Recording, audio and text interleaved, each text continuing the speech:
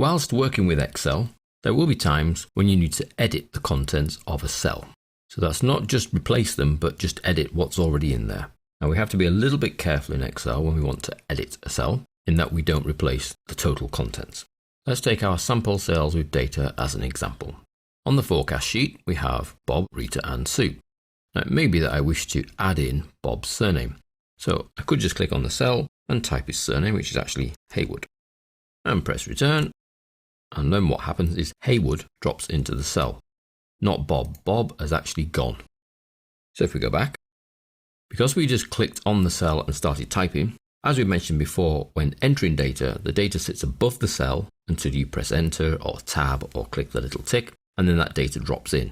So if you're editing the contents of a cell, you cannot just click on and start typing and then return, because that will replace the cell contents. If you want to add to the cell contents or augment the cell contents, then we need to actually get into the cell. So to get into the cell, we can either double click, and that will take us in. You can see the cursor is then in the cell, and I can add his surname. And then I press return. It then says Bob Haywood. So let's go back. There are a number of ways of getting into the cell.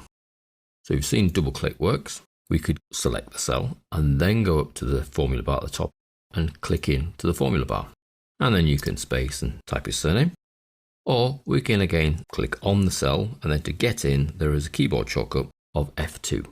And that drops you into the cell. So we're into Bob's cell. Let's add his surname. Return brings us down. Let's just widen that slightly. Then on the top of Rita's cell, I'm going to edit her cell. Let's do the F2. Cursor drops in. Rita Brown. Return. Brings me down to Sue's cell. Let's add her surname up here. Sue Green. And again, I could press return, or I can click the little tick.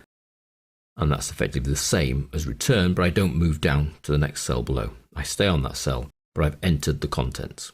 So that's editing cell contents. F2, double click, or up in the formula bar. If you happen to be on a numeric cell and you want to make a change, it's the same thing. Keyboard shortcut in this case, F2, drops me into the end, and I could move along to the beginning, delete the 6 and put a 7. And again, return. So it's just that little nuance you have to be careful of, actually getting into the cell to make the change rather than being on top, making the change, and then all that drops in is the new typing, not the existing typing as well.